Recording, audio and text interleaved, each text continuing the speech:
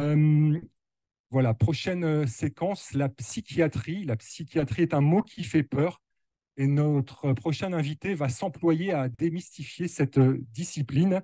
Voici le docteur Boris Chomet.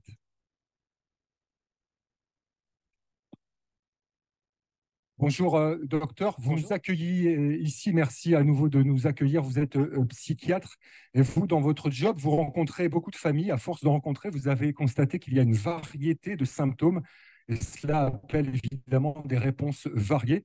Vous allez expliquer aux familles qui sont dans la salle et aux familles qui sont à distance ce qui se cache derrière ce mot psychiatrie, justement. Et donc, vous allez rassurer les familles. Et écoutez bien, mesdames, messieurs, nous allons aller à la rencontre de personnages que vous connaissez bien. C'est parti. Merci beaucoup, merci et bienvenue à tous. Moi, je suis très heureux de vous accueillir dans cet amphithéâtre du GHU Paris Psychiatrie et Neurosciences, parce que quand on dit le mot hôpital psychiatrique, effectivement, ça peut faire peur. Et on a vu quand même, j'ai compté hier 20 patients DDX3X au cours des dernières années, avec Johanna notamment qui est ici dans la salle, notre ancienne neuropsychologue. C'est vrai qu'il y a beaucoup de familles qui se disent, mais pourquoi venir en psychiatrie? Qu'est-ce que c'est que ça? Mon enfant, il n'est pas fou, il est pas... Et en fait, vous voyez qu'en psychiatrie, on ne fait pas que de soigner des patients très sévèrement malades avec une maladie très compliquée. On a aussi des patients qui ont des anomalies génétiques et qui ont besoin de soins psychiatriques. Et on va le voir ensemble. Alors, I was about to talk in English, but I asked Hélène if I should do my slides and talk in English. And she said, no, please, Boris, don't talk in English. Please talk in French because your accent Alors, j'ai is posé la terrible. So, question pour voir si je devais je vais parler parler en en français français, ou en désolé. anglais. Mon accent est trop Euh, mauvais en et j'ai français. laissé quelques slides en anglais pour que nos collègues internationaux puissent suivre. Ça, c'est une slide que j'emprunte à David Geneviève et Valentin Rouault qui ont fait la plus grosse partie de l'étude, où vous avez l'étude en France, l'étude Genida, donc qui recoupe une partie des mêmes patients, et puis deux autres éléments de comparaison qui sont des études antérieures déjà publiées. Et vous voyez qu'en fait, il y a beaucoup de troubles dans le syndrome DDX3X qui correspondent en fait à des troubles du neurodéveloppement. Vous voyez, intellectual disability, donc c'est déficience intellectuelle en français. Quasiment tous les patients l'ont à différents degrés. Il y a des difficultés quand même intellectuelles. Problème de coordination, retard de langage, retard à la marche, une tendance à l'hyperphagie. On va voir pourquoi c'est important aussi. Des problèmes en termes de perturbation du sommeil, des traits autour du spectre de l'autisme, chez une minorité de cas quand même, hein, pas chez tout le monde, des problèmes de comportement, des problèmes d'hyperactivité, voire même des problèmes d'épilepsie. Hein, et à l'hôpital Sainte-Anne, il n'y a pas que des psychiatres, il y a aussi des neurologues, des neurochirurgiens. Donc les collègues qui s'occupent de l'épilepsie connaissent maintenant bien ce type de problème. Et puis, ce qui était intéressant, et ça a été dit ce matin, par Valentin Rouault, ce que vous nous avez fait remonter, c'est que les principaux problèmes, finalement, ce sont des problèmes comportementaux, en particulier hyperactivité avec déficit attentionnel. C'est ce qui gêne le plus les familles dans ce qu'elles rapportent. Alors, je vais faire une présentation qui va être, j'espère, assez didactique. Donc, pour les collègues qui sont bien formés à ça, les collègues psychiatres, ils vont un peu rigoler de ça. Les neuropsychologues vont me dire que j'ai encore rien compris au phénomène du neurodéveloppement, mais j'essaie de vous livrer un peu quelques éléments de réflexion. La cognition humaine, c'est quelque chose de très compliqué et de très vaste qui recouvre plein de fonctions différentes. Donc, il y a des choses autour de la mémoire et de l'apprentissage, autour du langage, autour des fonctions exécutives, c'est-à-dire comment je planifie une action. Comment, par exemple, si je dois aller faire des courses, je prévois de prendre mon porte-monnaie, de fermer la porte, de prendre le bus, etc. Donc, on fait des séquences d'actions comme ça. Donc, c'est ce qu'on appelle les fonctions exécutives. Des problèmes de concentration et d'attention qu'il faut avoir, puisqu'il faut être capable de focaliser son attention vers quelque chose, et puis de pouvoir aussi sortir de cette attention-là, parce que sinon on reste tout le temps bloqué dans la même chose. Des problèmes de cognition sociale, comment je comprends les émotions, comment j'interagis avec le personne, comment je sais quelle personne il faut arrêter d'interagir à un moment parce que le débat a plus de sens, ou alors, etc. Donc, comment je m'engage dans une conversation, comment je me désengage d'une conversation. Et puis des fonctions qui sont plus primaires, les fonctions autour de la perception, de la motricité. Et en fait, comme c'est des fonctions qui sont très compliquées, il suffit qu'à un moment, on change un petit rouage et ça va perturber une fonction. Donc c'est pour ça que c'est très varié. Avec la même anomalie génétique, une petite expression un tout petit peu différente à un endroit va perturber plutôt une fonction qu'un autre. Et c'est ce qui fait qu'avec la même anomalie génétique, on a des tableaux qui peuvent être extrêmement variés. Alors je vous donne quelques exemples. Ça, c'est, on va dire, un développement à peu près harmonieux. On va dire que c'est l'étoile. On va essayer de raisonner avec des étoiles. Vous voyez qu'il y a, hop, ici, là, tout est bien, tous les bons domaines sont bien représentés, que la personne fonctionne, on va dire, comme on attendrait qu'elle fonctionne. J'aime pas trop dire le mot normal, mais c'est un peu le message qui est là, c'est de dire, bah, ça fonctionne de manière optimale. Maintenant, si vous avez une perturbation, vous voyez, par exemple, sur mémoire et apprentissage, là, on va rentrer dans quelque chose qui va être des troubles des apprentissages. Alors, troubles des apprentissages, ça va être, par exemple, des apprentissages de la lecture. Apprentissage, ça peut être d'autres choses, hein, l'écriture, ça peut être à compter, ça peut être la représentation visuo-spatiale, hein, pour la géométrie, ce genre de choses. Donc, vous voyez, hein, le reste fonctionne bien, mais il y a un domaine dans lequel il y a une perturbation. On appelle un trouble des apprentissages isolé. Il y a une fonction qui dysfonctionne. Ça va surtout se prendre en charge avec de la remédiation cognitive ou de l'entraînement cognitif pour essayer de booster la fonction. C'est très intéressant d'avoir ce schéma d'étoile parce qu'on va dire, en fait, on va pouvoir utiliser peut-être une autre fonction pour rééduquer la fonction qui est déficiente. Donc, par exemple, vous dites, bah, il y a un problème par exemple, de mémorisation. Bah, est-ce qu'on ne peut pas utiliser des stratégies exécutives pour essayer de consolider la mémoire? Donc, c'est exactement ce que font les collègues qui font de la remédiation cognitive, d'essayer de savoir où sont les forces et les faiblesses et d'utiliser les forces pour rééduquer les faiblesses. C'est quand même assez astucieux. En fait, on utilise un chemin un peu différent au niveau du cerveau pour rééduquer les choses. Après, vous avez d'autres phénomènes. Par exemple, ici, vous avez une perturbation essentiellement, on va dire, motrice. Ça donne des troubles de la coordination, hein, ce qu'on appelle aussi la dyspraxie. Donc, c'est des enfants qui vont être assez maladroits. Souvent, ils vont se cogner un peu partout. Une motricité, on va dire, un peu grossière. Ou alors des choses plus fines. On parlait de ce matin aussi de la capacité à nouer ses lacets, etc. C'est des questions qu'il faut poser en consultation parce que ça peut être des toutes petites difficultés, parfois très fines, qu'on ne repère pas de manière évidente. C'est pas que l'enfant il ne va pas tomber, il ne va pas être maladroit, mais on voit que dans la chose très fine, donc ça touche souvent l'écriture et les petites particularités. Ça va se prendre en charge avec de la psychomotricité, essentiellement, pour rééduquer la fonction motrice. Un autre exemple ici, anomalie au niveau du langage. Ça, c'est plus embêtant à repérer et surtout à faire la différence avec un autre phénomène qui est la diminution globale des fonctions cognitives. Pourquoi? Parce qu'en fait, beaucoup de nos tests qu'on fait passer portent sur le langage. On demande à la personne de retenir des noms d'objets, par exemple, et après on lui demande de réciter des noms d'objets. Si la personne est en difficulté pour parler, bah, elle va être en difficulté pour qu'on évalue sa mémoire. Donc ça, malheureusement, les problèmes de langage, souvent, les patients ne sont pas bien diagnostiqués et on va avoir tendance à penser qu'ils ont une déficience intellectuelle, alors qu'en fait, ce sont des fonctions purement langagières qui sont altérées.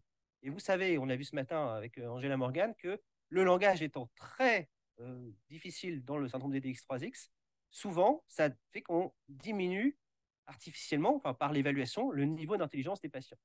Je pense que les patientes sont moins intelligentes qu'elles ne le sont en réalité, parce que nos tests sont très basés sur le langage.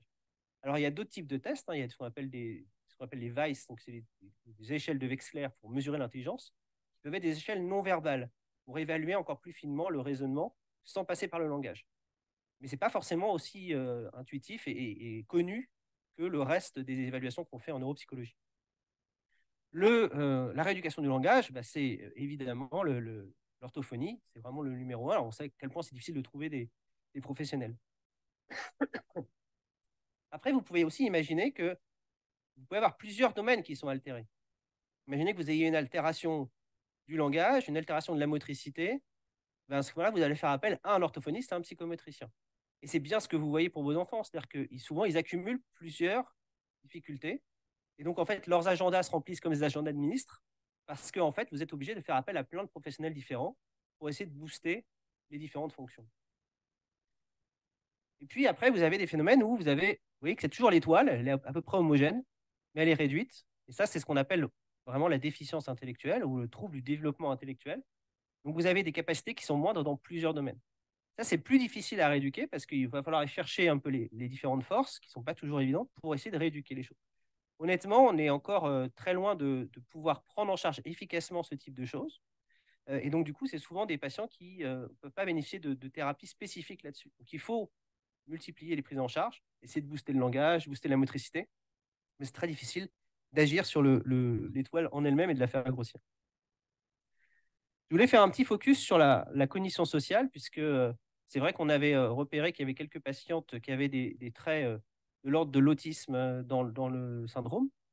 Et donc, en fait, l'autisme, on en parle quand il y a une atteinte plus élevée de la cognition sociale que ce qu'on attendrait pour le niveau intellectuel. C'est-à-dire que si vous venez sur l'étoile précédente ici, oui, il y a des perturbations de la cognition sociale, mais il y a des perturbations de plein d'autres choses.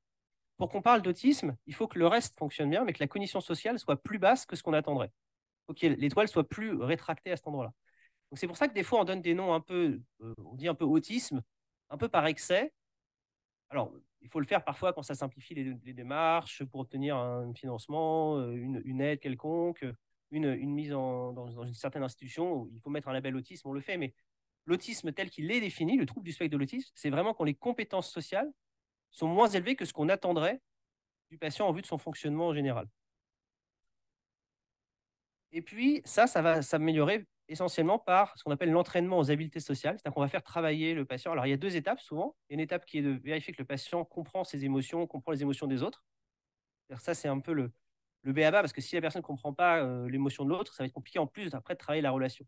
Mais après, ça veut dire qu'il va falloir travailler sur des techniques qui vont permettre à la personne de comprendre comment on entre en relation, ce que je vous disais tout à l'heure, comment on arrête une relation, qui est un bon ami, qui est un mauvais ami, à qui il faut se fier et pas se fier. Et c'est ça, en fait, le principal problème, on va le voir tout à l'heure, notamment à l'adolescence. Alors, quelques définitions un peu sur l'autisme. J'ai laissé quelques éléments en français, mais les définitions ont beaucoup changé, ce qui fait qu'il y a une explosion du diagnostic d'autisme. Hein. Il y a beaucoup plus de gens qui sont diagnostiqués autistes aujourd'hui qu'il y a 10 ans ou 15 ans, parce que les critères ont un peu changé. En gros, il faut des anomalies dans la communication et les interactions sociales, au moins ceux qui sont en haut, et puis une anomalie dans ce qu'on appelle le caractère restreint et répétitif des comportements ou des intérêts, c'est-à-dire des gens qui vont s'intéresser à une chose en particulier, des gens qui sont passionnés du plan de métro de Paris, connaissent toutes les stations par cœur, les lignes qui passent, le bruit que font les métros à cette station-là particulièrement, etc. Ça, c'est vraiment un intérêt restreint, archétypique.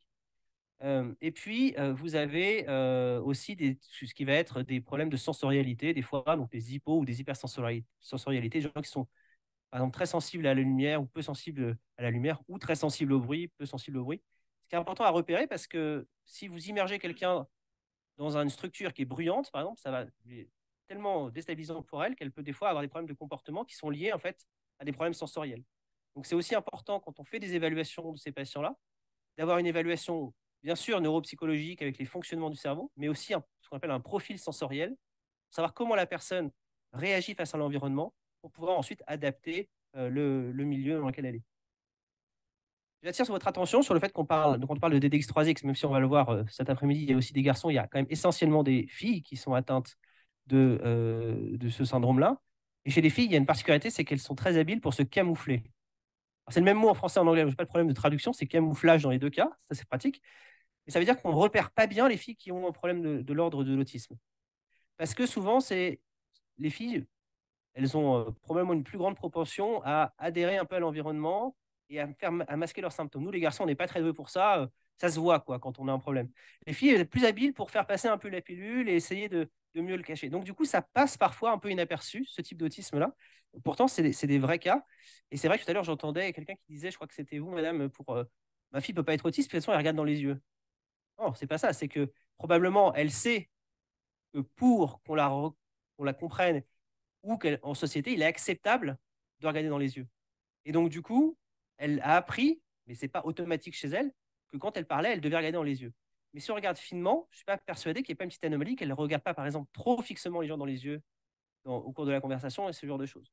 Donc, des gens qui ne connaissent pas bien les critères d'autisme ou qui ne connaissent pas l'autisme chez les femmes peuvent passer à travers ce type de diagnostic chez les femmes. Et puis, il faut imaginer que tous les professionnels que vous rencontrez, ils ont été formés à l'ancienne école, qui était un autiste, il parle pas, il se balance, il se mord les doigts, etc. Donc ils sont formés à un seul bout du spectre de l'autisme, vraiment aux formes extrêmes d'autisme. Aujourd'hui, on sait que c'est tout un spectre, un trouble du spectre de l'autisme, et que du coup, on peut avoir des gens qui sont profs à l'université et qui sont autistes. Donc du coup, vous voyez un peu l'évolution aussi des critères. C'est intéressant pour essayer de comprendre pourquoi on se trompe encore dans ces diagnostics. Alors, je ne vais pas vous parler très longtemps de l'hyperactivité, parce que ça va être ma collègue Diane Perper-Wakil qui va vous en parler après, mais en gros, c'est une atteinte essentiellement des fonctions attentionnelles, donc en bas. Et quand on parle de l'hyperactivité, donc TDAH en français ou ADHD en anglais, vous voyez qu'il y a une barre, c'est Attention Deficit / Hyperactivity Disorder. C'est-à-dire qu'on peut avoir un problème qui est un problème purement de déficit attentionnel. on n'est pas hyperactif, on ne va pas se remuer sur sa chaise, on ne va pas passer son temps à courir partout, à sauter sur la table en classe, mais on peut avoir un vrai problème attentionnel. Si ce n'est pas reconnu, si ce n'est pas bien pris en charge, effectivement, ça va gêner tout le reste, parce que l'attention, elle est très importante pour avoir des apprentissages. Donc, chaque fois qu'en fait, on passe à côté d'un diagnostic de déficit attentionnel, bah, finalement, on n'aide pas le patient à progresser. Donc, c'est important de le reconnaître. Et ça, c'est plutôt pris en charge par des médicaments. Alors, j'entends que les médicaments font peur, mais des fois, il faut y aller dans le traitement parce que si on ne le fait pas, ça peut avoir des conséquences dans le développement. Et ça, notamment, c'est un bon exemple. On a des psychostimulants. Donc, c'est par exemple la Ritaline, il y a plusieurs formes, mais un psychostimulant qui marche bien et qui, quand il est bien donné, n'a pas d'effet secondaire majeur. Donc, c'est intéressant à avoir en tête qu'il peut y avoir cette dimension-là qui peut être traitée. Alors, justement, est-ce que vous connaissez un personnage connu qui a un déficit attentionnel sans hyperactivité? Je suis sûr que vous le connaissez. Un petit indice, il a aussi une hyperphagie. Ah, il y a une intervention là-bas? Non. Winnie l'ourson. Winnie l'ourson, en fait, si vous regardez un peu les films, vous voyez qu'il est très facilement distractible. J'ai regardé un petit extrait hier du film. Vous voyez que il est en train chez lui, c'est Noël, il prépare Noël, il y a Porcinet qui vient le voir et il veut cacher son cadeau. Parce qu'il dit, ah, Porcinet va tomber sur le cadeau. Il va cacher son cadeau, alors il va dans plusieurs endroits de sa maison, puis il finit par le cacher dans un pot de miel qui est vide, et puis à côté, il voit un pot de miel qui est rempli, donc il mange le miel, mais pendant ce temps-là, il y a Porcinet qui est arrivé, qui tape à la porte pour avoir le droit d'entrer. Il a oublié qu'il y avait Porcinet, pendant ce temps-là, il est en train de manger son miel, etc. Vous voyez, en fait, il n'est pas du tout hyperactif, Winnie l'ourson, mais il est sans arrêt en train de papillonner. Il dit, tiens, je passe dans une pièce, mais en fait, qu'est-ce que j'étais venu chercher, etc., etc. Donc, un petit degré de ça, vous inquiétez pas, c'est normal, mais quand ça vous pourrit un peu la vie, ça peut être un élément important à prendre en compte. C'est intéressant cette histoire de Winnie l'ourson parce que tous les animaux du bois des Centacres, ils ont des troubles psychiatriques. C'est pas moi qui l'invente, hein, c'est publié dans un journal, le journal canadien Psychiatry, donc c'est un journal qui a pignon sur rue, qui a fait qui est conforme aux normes scientifiques. Et il y a même des gens qui ont inventé un test. Alors j'ai regardé quand même, c'est marrant, donc le prenez pas pour un test diagnostique sérieux, mais c'est intéressant quand même. Vous pouvez même le faire en ligne. Moi j'ai mis que des réponses. Je voulais pas que vous voyiez mon profil, donc j'ai mis que des réponses au hasard. Hein. Mais vous voyez qu'il y a, on a Winnie l'ourson, donc on a dit déficit attentionnel. Porcinet, c'est plutôt anxieux. Quand vous regardez le film, vous allez voir, c'est assez parlant. Hein. Évidemment, Tigrou, l'hyperactif, il saute partout, il bondit partout, voilà. Le lapin, j'ai oublié son nom, le lapin, il est obsessionnel compulsif, donc il a vraiment envie de ranger les choses, il n'aime pas que les choses soient en désordre. Ça, on le voit des fois chez les enfants, ils ont besoin de classer les objets. Si on déplace quelque chose, ça prend des proportions importantes, etc. Le petit gourou, là, le petit, alors c'est un peu interprétatif, mais ils disent que il est toujours un peu dans le ventre de sa mère, il ne veut jamais trop aller voir les autres, il est toujours un peu timide, il le classe du côté de l'autisme. Et puis, vraiment, le flagrant, c'est Bourriquet avec la dépression. Voilà, vous voyez, il est mélancolique, Bourriquet. Quoi. Il est toujours là, il est toujours mal, il a les oreilles basses, etc. Et en fait, c'est assez intéressant. Et alors, le petit garçon, lui, il vit dans l'imaginaire, il invente des choses, donc là, c'est schizophrène. Donc, c'est pas parfait hein, comme élément, mais c'est pour vous marquer les esprits que, en fait, tout ça, c'est pas la schizophrénie, mais le reste, c'est quand même des éléments qu'on peut voir chez les patientes DDX3X. Et alors, l'intérêt de cette histoire-là, c'est que tout ce bon monde-là, malgré leurs troubles, ils vivent en parfaite harmonie. On parlait de société inclusive sur la table ronde, mais c'est parfait. Là, le bois des Centacres, ils ont trouvé parfaitement l'harmonie entre tous les gens qui avaient une pathologie. C'est quand même un bel exemple de tolérance. Alors, les comorbidités psychiatriques, je vous disais, donc, par contre, ce qui est vrai dans le syndrome des DX3X, c'est le côté anxieux, ça vraiment, et à peu près de tout type d'anxiété. Anxiété généralisée, anxiété sociale, évidemment. Alors ça rajoute un côté sur les difficultés d'interaction. L'anxiété de séparation, ça vous l'avez, hein, ça, typiquement l'enfant, vous l'emmenez à l'école, il se roule par terre en pleurant, il ne veut pas quitter son papa ou sa maman. Les problèmes de comportement obsessionnel et compulsif, hein, les TOC, donc des rangements par exemple, ou compter des suites de lettres ou de chiffres. La phobie simple, hein, peur des chevaux, on en disait tout à l'heure, ça peut être normal qu'un enfant ait peur, mais si c'est au point qu'il n'arrive plus à sortir parce qu'il a peur du chien et que dès qu'il voit un chien dans la rue, il se roule par terre, ça pose quand même une petite question en termes de prise en charge. Et puis l'anxiété, elle est très proche biologiquement, parce que c'est les mêmes voies biologiques de la dépression. C'est les mêmes voies. Donc, souvent, d'ailleurs, dans la dépression, il y a des phénomènes anxieux. Et la dépression, elle est définie de manière assez simple par une tristesse de l'humeur et ou, je dis bien et ou, une perte de la capacité à ressentir du plaisir. C'est-à-dire qu'on peut avoir une dépression sans être triste. C'est-à-dire qu'avant, on aimait bien sortir, faire la fête avec les copains, ça nous dit plus rien, on n'a plus envie, on n'a plus envie d'aller au sport, on n'a plus envie de voir des gens, d'échanger avec eux, etc. On se replie sur soi. Même si on n'est pas triste, ça peut être une dépression. Et après, il y a d'autres critères dedans, hein, le phénomène qui sont des changements d'appétit, des changements d'habitude de sommeil. Ça peut être d'ailleurs dans un sens comme dans l'autre, hein, une augmentation de l'appétit, une diminution de l'appétit, une augmentation du besoin de sommeil, une diminution du besoin de sommeil. Le fait d'être fatigué, le fait d'être ralenti. Alors voilà, c'est tout là où vous allez dans la question. Est-ce que c'est de la dépression ou est-ce que ça fait partie de l'histoire de quelqu'un qui a une maladie génétique d'être plus fatigué? C'est probablement un peu vrai, c'est-à-dire que les patientes sont plus souvent plus fatiguées quand elles ont le syndrome que la moyenne des gens. Mais en même temps, si ça devient trop intense, il faut se poser la question, est-ce qu'il n'y a pas autre chose derrière? Et puis, un élément qu'on oublie souvent, c'est alors les problèmes d'irritabilité. Et donc, il y a des patients qui vont se montrer très agressifs, très irritables, très tendus du fait de la dépression. Je ne sais pas, peut-être vous avez vu qu'il y a ce qu'on appelle les tests au paracétamol en médecine. C'est-à-dire qu'un patient qui a du mal à exprimer ses symptômes, s'il a mal quelque part, il a mal au ventre typiquement, il peut s'agiter parce qu'il n'arrive pas à exprimer qu'il a mal au ventre, donc il va s'en prendre dans la première personne qui est là, donc ça peut être le papa, la maman, l'éducateur, etc. Et donc, un des tests qui est bien connu quand même dans les établissements médico-sociaux, c'est de donner du paracétamol pour voir si on soulage les douleurs et donc on soulage le comportement de l'enfant. Alors nous, on a un peu la même approche en psychiatrie, c'est-à-dire quelqu'un qui n'est pas bien, qui est déprimé, qui est anxieux, qui n'arrive pas à le dire, qui n'arrive pas déjà à reconnaître ses émotions, il peut s'agiter juste à cause de son problème psychique. Il y a une souffrance psychique qu'il n'arrive pas à exprimer et il devient agressif. Et puis, ça peut renforcer les problèmes d'inattention, parce que quand on est perdu dans ses pensées, qu'on rumine la tristesse, etc., on n'est pas attentif au monde extérieur, et donc on aggrave les problèmes attentionnels. Le traitement de ça, alors on pourrait dire que c'est la psychothérapie. Sur les formes légères à modérées, c'est vrai, sauf que faire la psychothérapie avec des gens qui ont des problèmes de langage, c'est quand même très difficile. Et donc, on peut passer par des traitements médicamenteux. Et je sais bien que ça fait peur, mais il y a des médicaments qui sont tout à fait pertinents. On évite les benzodiazépines, ça c'est souvent ce qu'on voit, vous allez chez votre généraliste, vous dites, ah, je suis un peu anxieux, il vous met une benzodiazépine. Je n'accuse pas les généralistes, ils font comme ils peuvent, mais ce n'est pas une bonne stratégie. Parce que de faire ça, ça veut dire que oui, la benzodiazépine, elle va vous rendre moins anxieuse, mais vous allez devenir dépendant petit à petit du traitement. C'est un médicament qui génère une sorte de dépendance. Et donc, il va falloir monter les doses petit à petit pour atteindre le même objectif. Donc ça, il faut l'éviter chez nos patients. En plus, dans les troubles du neurodéveloppement, ça peut au contraire les énerver un peu. Évitons les benzodiazépines, ça c'est vrai, il ne faut pas mettre ce médicament-là. Par contre, des antidépresseurs, même si la personne n'est pas déprimée, peuvent être utiles pour diminuer le niveau de stress. On l'a fait pour certains patients DDX3X avec un très bon succès, sans effet secondaire. La fluoxétine, la sertraline, c'est des molécules qu'on met chez l'enfant même assez jeune, avec un bon niveau en termes de diminution de l'anxiété, en termes de baisse du stress, et sans effet notable pour la personne. Et puis de toute façon, s'il y a un effet, pas grave, on a le droit de se tromper, on arrête. De toute façon, dans les maladies rares, et même dans les DX3X, ce qui n'est pas si rare que ça, il y a plein de fois où on se retrouve à tâtonner. Hein. Pas vous cacher les choses, que ce soit dans la rééducation, que ce soit dans les traitements.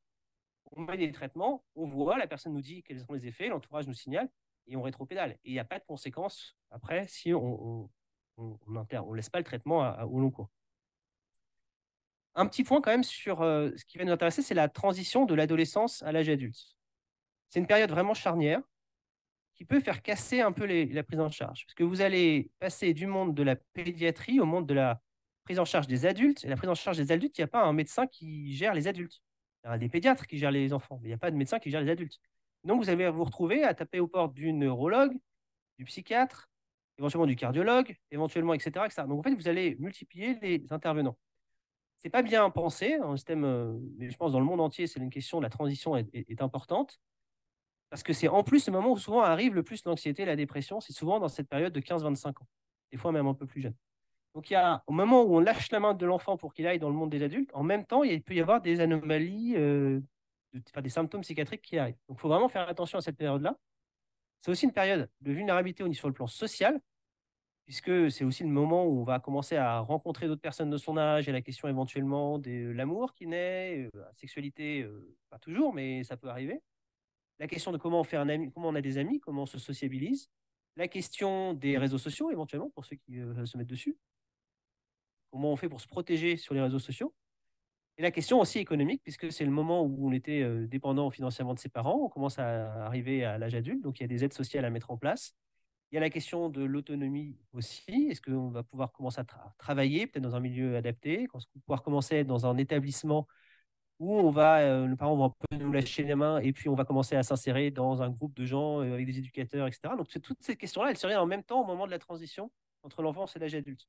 Donc un risque médical qu'il faut surveiller, un risque social, parce que c'est quand même une forte période de demande sociale, et un risque économique. Et c'est vrai que tout ça, on le voit arriver un peu en même temps. Alors, deux exemples quand même de programmes qu'on a développés ici à Paris. Je vous dis ça rapidement. C'est grâce à Charlotte Dansette et Vendélia Valadier. Et puis maintenant, il y a d'autres collègues. J'ai vu, il y a Roman qui s'en occupe. Il y a Johanna qui avait participé à la création. Donc, on commence à avoir des neuropsychologues qui sont formés maintenant sur ces programmes-là. Et donc, il y a deux programmes. Le premier, c'est un programme d'accompagnement des patients vis-à-vis d'une plus grande autonomie. C'est-à-dire, on leur apprend c'est quoi la maladie dont ils souffrent, c'est quoi les symptômes, et puis comment on se développe, c'est quoi notre objectif pour passer à l'âge adulte. Par exemple, il y a des patients qui disent, bah, moi, mon objectif, c'est d'être en capacité de prendre mes traitements tout seul, sans que mes parents m'y fassent penser. Parce que sinon, quand je ne serai plus chez eux, bah, je ne penserai plus, etc. Donc, par exemple, ça, c'est un bon objectif d'autonomie. Donc, on essaie de les permettre de s'autodéterminer.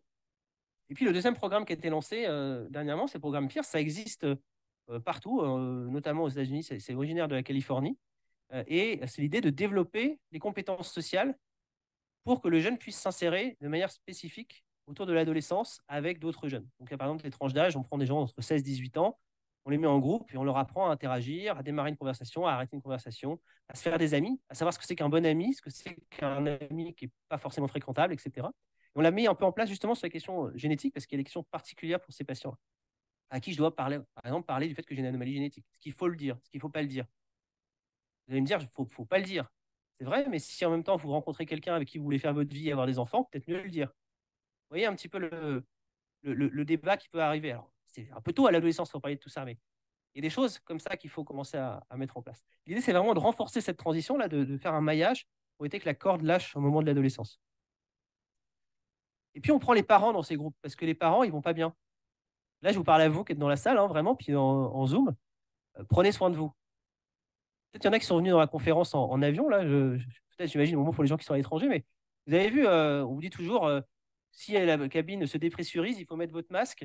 Et puis d'abord, attachez votre masque à vous avant de se mettre celui de votre enfant. Bah oui, parce qu'en fait, si vous sauvez votre enfant, mais que vous n'êtes pas en capacité de vous aider vous-même, après, vous n'allez plus pouvoir prendre en charge votre enfant. Donc du coup, la première chose à faire, c'est de prendre soin de vous.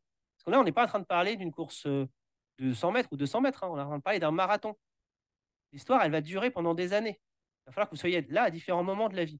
Donc il faut penser à vous, il faut prendre du temps pour vous, pour arriver à se relayer.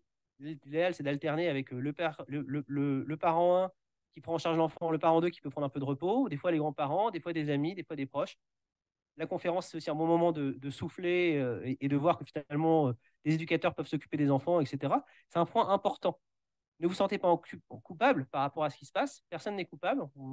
C'est déjà pas facile d'être parent. C'est encore plus difficile d'être un parent d'un enfant qui a un handicap. La seule coupable là-dedans, c'est la biologie. La faute n'a pas de chance. C'est une mutation de novo la plupart du temps. Voilà, c'est arrivé par hasard. On l'a vu ce matin. Il n'y a pas de raison d'être coupable. Et vraiment, ça, c'est le message important. On a maintenant mis en place des consultations spécialisées pour prendre en charge les familles aussi. Parce que ça fait du bien, juste des fois, de se dire, je prends soin de moi. Parce que c'est ensuite comme ça que je pourrais aider mon proche.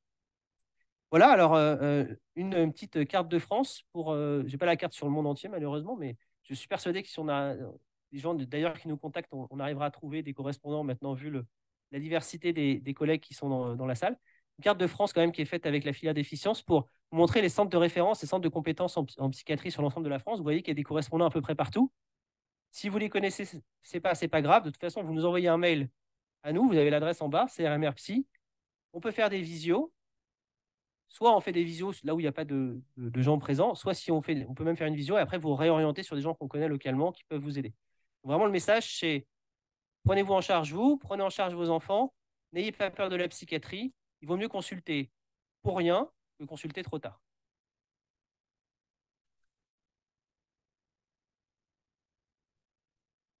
Merci beaucoup, Boris Chiomette. C'était d'une limpidité.